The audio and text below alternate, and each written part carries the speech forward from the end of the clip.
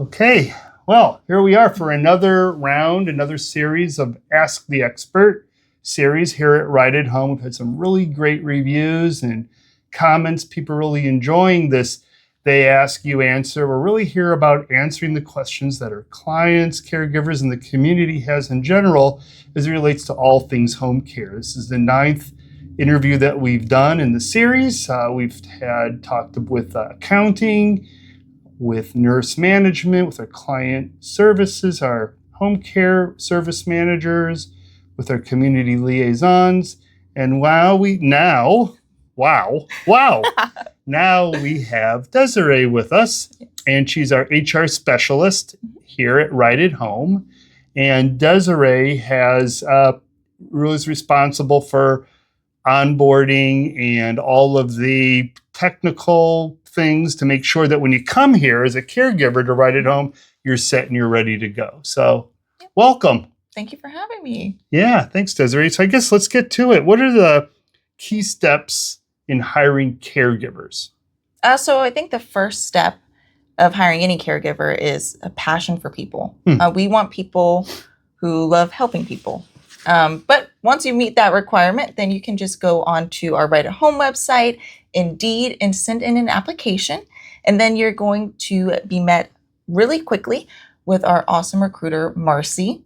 And then from there, she's going to ask you some questions. So to be employed with Right at Home, you have to either be an HCA or CNA student, have an HCA license, a CNA license, and then be up to date with your continuing education, your TB requirements.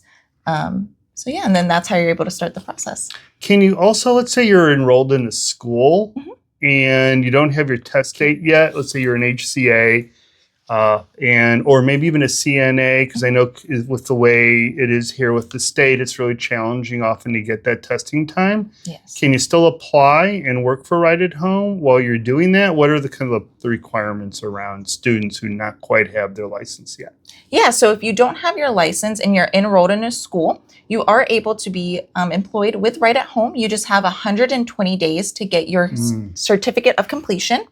And then once you have that certificate of completion, you have 200 days from the date of hire to get your license. So to take those exams, fill out that application, I'm going to receive that HCA or CNA so 120 days to complete the course. And then from there, you have an additional 200 days? No, it'll be 200 from the date of hire. So it's going to be an extra 80 days. Extra 80 days. All right, so you got 200 days. So hopefully it doesn't take that long, but there is a time to do that. That's great.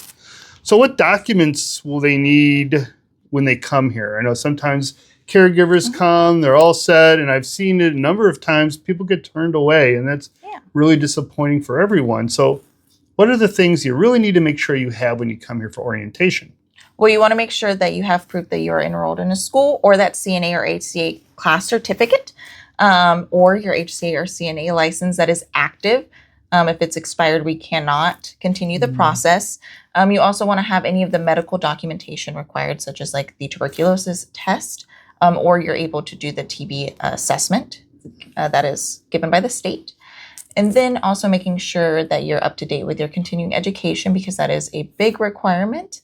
And then also just making sure you have the proper documentation for your I-9. Okay. Is there one in particular that you find people are like, oh, shucks, they've come all this way? Or is there all those kind of equally, those may be the things that pull people out of the process early on? I think the biggest ones are definitely going to be the continuing education and the TB testing. Okay, so you need to be up to date on your CEs. So is that something that we're going to have at the bottom of this video? We'll have that checklist for you. So you want to be able to download, make sure you've got all those documents available, because this is not just for Right at Home. This is going to be for any home care agency here in the state of Washington. You're going to need those documentations if you want to move through. Yes, 100%. Great. So tell us a bit about the ongoing training and certifications caregivers need to have their license renewed. So every year when you renew your license, you have to have 12 continuing education credits. And we offer free continuing education credits online through Home Care Pulse. We also offer in-person trainings, continuing education classes that are normally going to be about 2 credits, and they are paid. Wow. And free to attend in the sense of you don't have to pay anything. We also offer nurse delegation, which is you pay a fee to get the book, the nurse delegation book. You fill it out and you take a test, and then you're able to earn 9 continuing education credits, and same with the nurse delegation diabetes. Oh, that's great. So you can get yourself delegated here. And that generally comes with more opportunities. Yes. Here at Right at Home, and probably with any other agency that you're applying for. So with that, what support does HR provide for caregivers facing workplace challenges? Any experiences we've had where caregivers are calling in and they're having some challenges at wherever they're working? Because remember, we're working in the home. It's not like working in a facility. Your workplace is somebody's home. So there's some unique challenges, I would bet, that our caregivers face. 100%. And HR here at Right at Home have an open door policy. You can give me a call at any time to let me know what's going on. And we do have resources such as the Employee Assistance Program, which offers you free face-to-face or telehealth sessions about a variety of topics. And you get up to 5 sessions per topic. So we're able to refer that out to caregivers having any issues. And it's free. That is, those professional resources are available to everyone, correct? 100% free. Oh, that's great. Okay. So with that, how do caregivers provide feedback or voice concerns about what's going on in their work environment? Well, they're always able to give a call to HR, but we also have a new position here at Right at Home called the Employee Engagement Coordinators, and they are going to be the best resource for caregivers to reach out to express any concerns or give any feedback. And the EECs are able to coordinate with client care coordinators to see if we need extra training, bring the caregivers in to do extra training.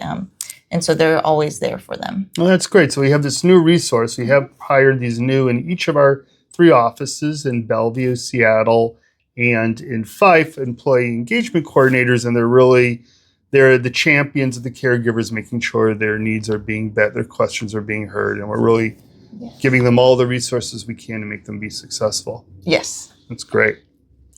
So tell me a little bit about performance evaluations and career growth opportunities at Right at Home. So we do performance evaluations 1 year from hire. So if you were hired today, your performance evaluation would be on 3/13/2026.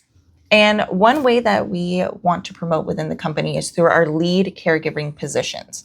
And the reason we want to promote within is because this is often the first interaction that a client has with a caregiver is with our lead caregiver. So why not have somebody who's been here a while, knows the company, and loves the company just as much as we do? So they go into the home, they're often in that first impression, get to know more about the client, and then from there, they're able to provide trainings with them, do supervisory visits for other caregivers, and also are the unsung heroes in the sense of they're always there to fill in a shift if needed.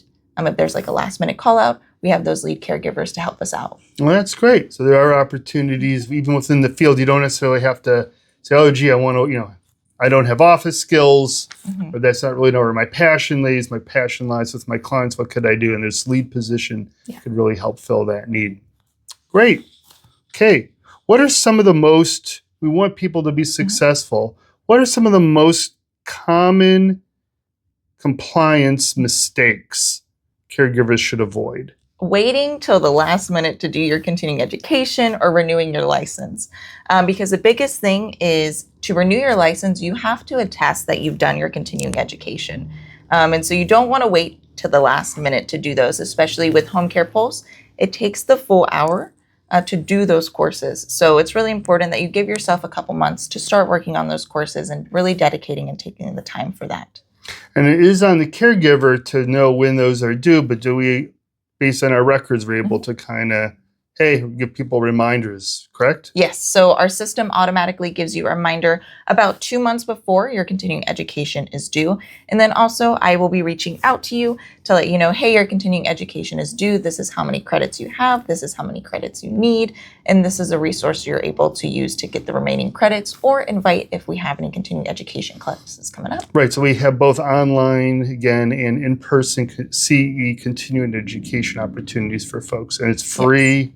for everyone. 100% free. And we've also done at our mandatory meetings, having continuing education credits, and even our orientation has continuing education credits. So there's lots of opportunities to earn those credits and learn about something new. That's great. Well, we're definitely providing everyone with the opportunity to not have to sweat it at the very end. That sounds great.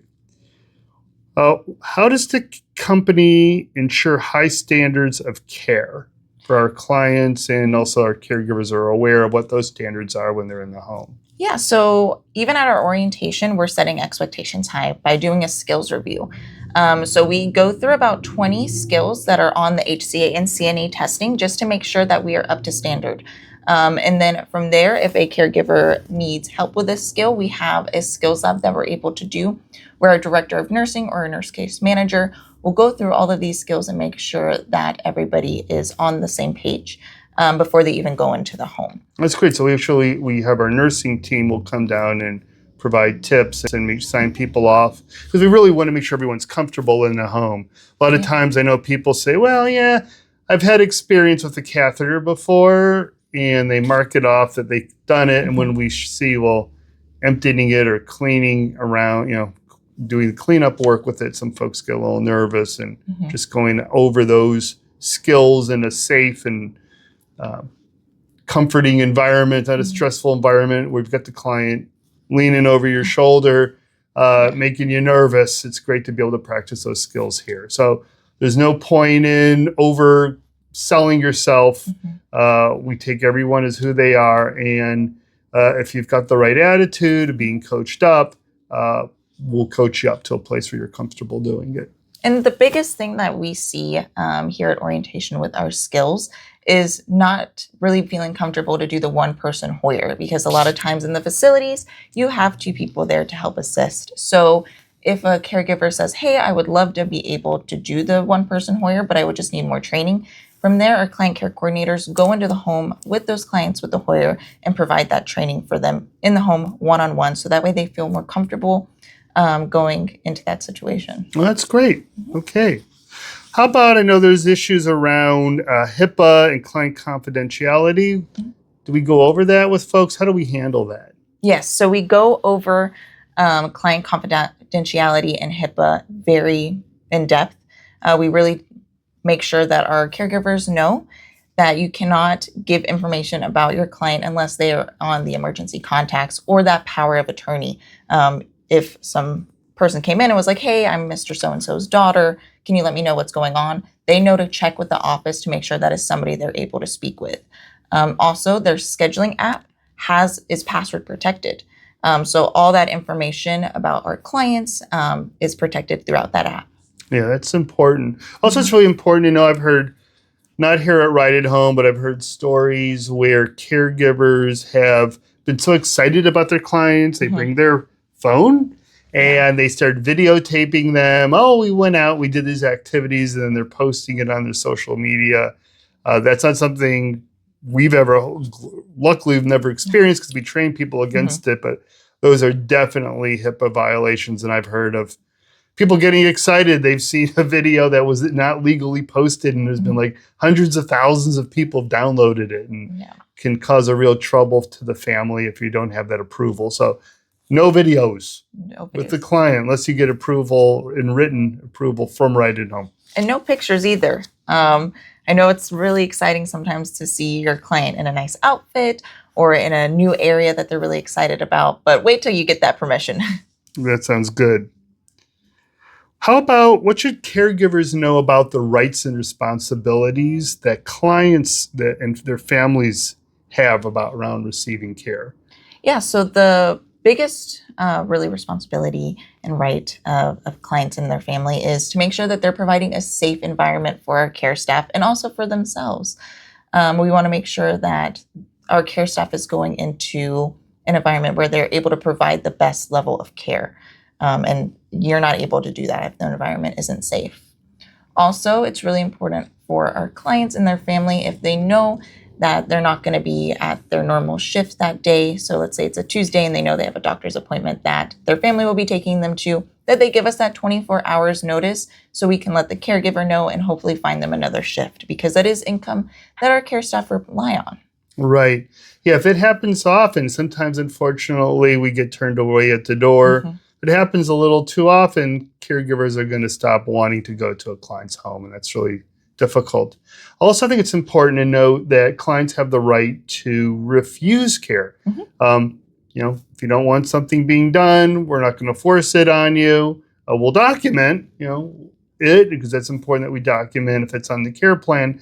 But, I think it's important for caregivers also to know that Mhm. clients have the right to refuse the care that's being offered. Yes. Okay. Well, those are the time we have today. Thank you, right. Desiree, for coming and Yeah. sharing with us. Thank you for having me. It was great. Yeah, hopefully you enjoyed our little talk here on Ask the Expert. Again, if you like what you saw, like and subscribe. And drop a comment below. Yeah, exactly. Drop some comments below. We'll also have a little handout that you can print out, especially for the caregivers, on what documentation you're going to need to bring to an orientation to be successful. So we'll see you again next time. See you soon.